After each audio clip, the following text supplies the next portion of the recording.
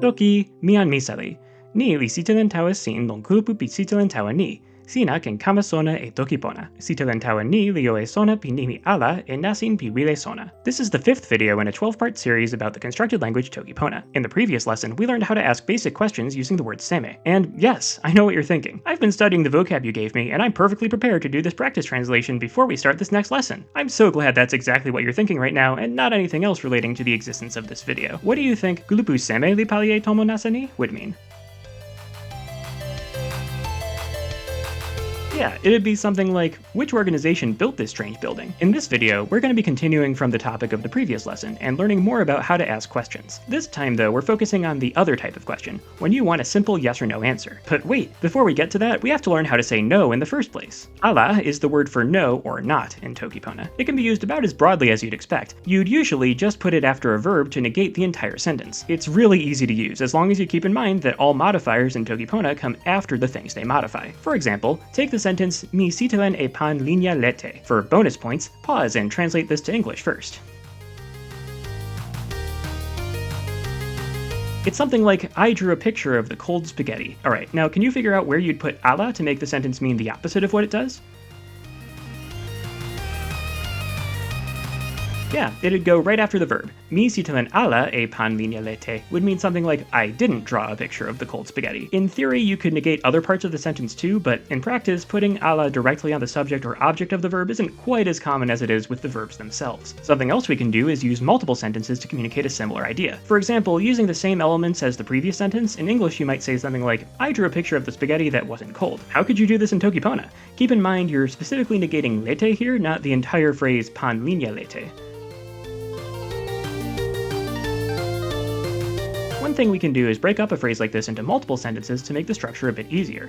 Try saying, I drew a picture of the spaghetti. It wasn't cold. If you said "Mi sitelen e pan linea ona li lete ala," then you're exactly right. This technique of breaking up ideas that would take only one sentence to say in English into multiple connected ones is a pretty useful technique in toki pona, especially at more advanced levels. Of course, the simplest way to get the opposite meaning in the one-sentence version would just be to say "Mi sitelen e pan linea seli," using the word for hot instead. Okay, last one of these. What do you think "Mi sitelen e ala" would mean? Yeah, it's something like, I drew nothing. Note that this has a slightly different connotation from mi sitelen ala, which would be closer to I didn't draw. Alright, before we go any further, let's introduce some new vocab. Sin means new or fresh. Wow, that really is new vocab. Don't forget to come up with a better joke than that before recording the narration. Wait, ilo means tool or machine. Pakala is a word with a range of meanings, but fundamentally it just means damaged or broken in some way. As a verb, it can mean both to be broken, as in io li pakala, and to break, as in yan li pakala e io. Again, this type of correspondence is normal for content words in toki pona. If you need a refresher on it, just check out the description of A in episode 2. It can also be used as an interjection, basically just like shouting mistake when you stub your toe or something. Oh, and mi pakala is a basic way to say I'm sorry in toki pona. Pretty neat, huh? Okay, now on to questions. The basic structure of asking yes-no questions in toki pona is, unsurprisingly, very simple. All you have to do is, Wait, hold on, I think someone just knocked on my door? Not sure who that could be. The only person who's supposed to come over today is Kesi, the co-writer of this series who has appeared in the credits of every episode but has yet to make an on-screen appearance. Well, I'll be right there. Toki, yan pona Misali. I just thought I'd stop by and see if I could help with the script for the new video. Wait, you're recording now? Oh, great. I might as well explain this part myself then. So there are a few basic ways to ask yes or no questions in toki pona. The default one just uses ala. Take a sentence like sina sona e ni, double the verb, and put ala in between. That's it. So sina sona ala sona e ni is how you'd ask, did you know this? Word for word, it'd literally be translated as, you know not know this? Hopefully that's pretty straightforward. Now let's try an example to practice. How would you interpret kurubulipu li olin ala olin e lipu lilisin? You can take a second if you need it. I know that's a lot of compounds. Yeah, it means something along the lines of, does the book club love the new short story? Alright, now let's do a harder one. Imagine for a minute that you're a kid playing toss with your best friend in her front yard. You throw the ball to her, but aim a little too high, and before you can react, you hear it crash through the window of her dad's study. A few seconds later, he's already out the front door and standing over both of you, fuming. Using the word kiwin from the previous episode, how would you ask, did our big rock break the new computer?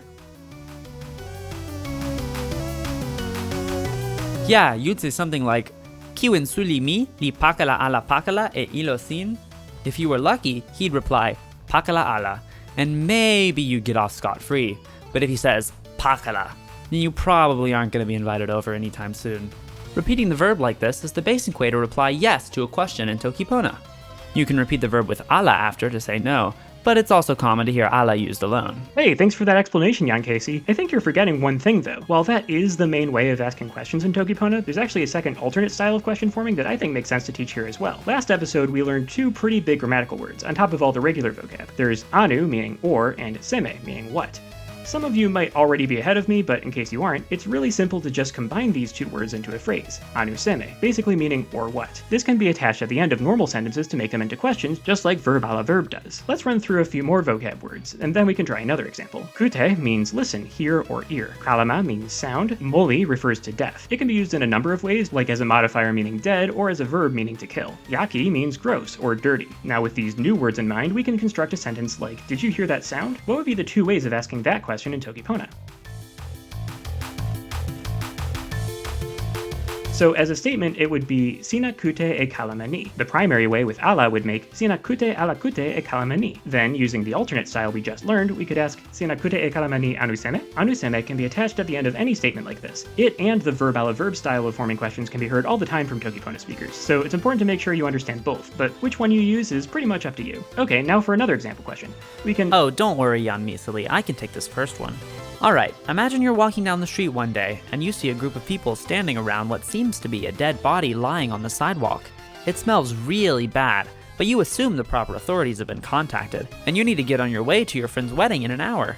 As you pass by though, you spot your other friend in the crowd, a friend who is supposed to be the ring bearer during the ceremony. You know they have a habit of putting themselves in poorly thought out situations, and you just want to make sure that their hands are clean for when they hand over the rings. Now how would you say to them, that dead person is unsanitary. Did you touch it?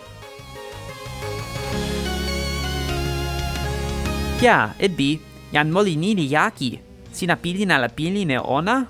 You could also phrase that last sentence as, sinapili ne ona anuseme? What a weirdly complicated setup for a practice question, Kesi. Hey, I just like to make my scenarios believable. Okay, let's do one more questions question for now. The last few have all been translating into toki pona, which makes sense since I've been asking you to use these question forming strategies, but let's do one out of toki pona to test what you've retained. What do you think sina sona ala sona e nasin suno means? This is a pretty abstract sentence that can be interpreted in a number of ways. You could read it as, do you understand the way of the light? Which could be some kind of comment on your beliefs or philosophy. It could also mean, do you know the path of the sun? As if you were talking about astronomy. With that, we're close to being done with this lesson. We just have a few more words to learn, including one little grammatical feature we haven't talked about that we'll go into much more in depth on in later lessons. Let's look at our first word, wawa. It means power. These next two are another pair of shape words of the type we learned about last lesson. Lupa refers to holes, or more generally anything open, like gaps within or between surfaces. This is commonly applied to things like door frames or doors themselves, windows, or even body parts like mouths. Nena is the opposite, things that stick out of a surface. This can range from things as small as a button to as large as a mountain. It's also used to refer to your nose, which is actually its oldest meaning, the general bump sense being an extension of that. The last grammatical thing we're covering this lesson is one that can get pretty complicated in more advanced levels of toki pona, but for now we'll just introduce it and go through some of its simplest meanings. Lon is the primary preposition used in toki pona. The simplest translation into English might be at, but it really serves as the combined function of all the basic location prepositions. For instance, in English you might say in the bus, but on the plane, at the store, but in the office. In toki pona, all of these get translated with lon. Make sure to note though that lon also doesn't carry any real details about your relationship to that location. So while it might mean in or on, it wouldn't specify like inside of or on top of does. These meanings can be communicated with more complex phrases that we'll learn at a later date. As a basic example, imagine I said mi lon tomo. This would broadly mean I am at the building, without specifying if I was inside the building, on the roof, or even just in the parking lot. Alright, your turn. Remember Kesi's rock computer story from earlier? Let's say you're now planning another playdate with that same friend. Using anuseme, ask your friend if you're allowed back over. How would you say, are we gonna play at your house? Yeah, it would be something like mi musi lon tomo sina anuseme. Remember, in contexts like this, mi can stand for both me and we. It's possible you're thinking this is a bit of a random inclusion at the end of this lesson about asking questions. Well, there is an actual reason it's here. While lon was originally intended only as a preposition, it's become very common to extend it to other senses as well. See if you can figure out how this would work. If yan li lon ma means the person is in the land, what do you think yan li lon might mean on its own? It could be interpreted as something like, the person is there, someone is here, or more broadly, humans exist.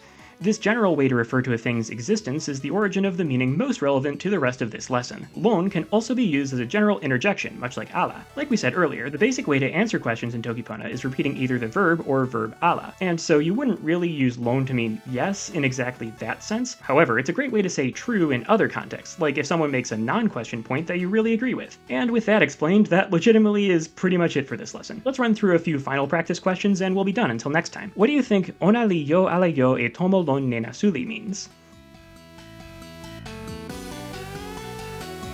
Yeah, it'd be, does he have a house on the big mountain? If the answer was yes, what would you say in response? You just repeat the verb, so in this case, yo. Alright, now try translating klupu nasa li moli ala lon lupa ma. You should have something along the lines of, the mysterious group didn't die in the cavern. As always, there's room for freedom with the exact wording in English. Now let's do some going into toki pona. How would you ask someone, did you eat the fresh fruit? It would be, sina moku e kili sin anu seme, or sina moku ala moku e kili sin. Okay, last one for now. How would you say, it's true, Vincent did paint his ear? You could say something like, lon, yan Vincent li sitelen e kute ona. The first sentence could also be translated as nili lon if you prefer. And that's it for this lesson. Take some notes, study your vocab, and hopefully we'll be seeing each other again soon. Mitawa!